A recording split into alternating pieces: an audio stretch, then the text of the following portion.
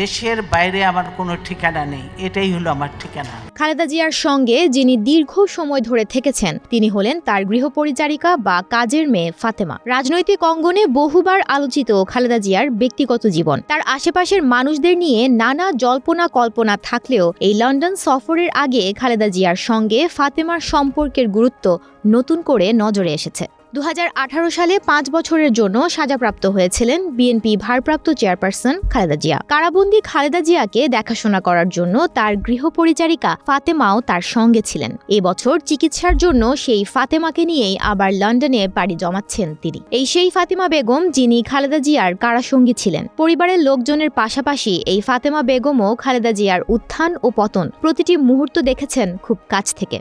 2018 সালে দুর্নীতি মামলায় কারাগারে যাওয়া বিএনপি চেয়ারপারসন খালেদা জিয়ার মেডিকেল অ্যাসিস্ট্যান্ট হিসেবে গৃহকর্মী ফাতেমাকে রাখার অনুমতি দিয়েছিল কারা কর্তৃপক্ষ। খালেদা জিয়ার অসুস্থতাজনিত কারণে কারাগারে এই অ্যাসিস্ট্যান্ট রাখার আবেদন করেছিলেন তার আইনজীবীরা।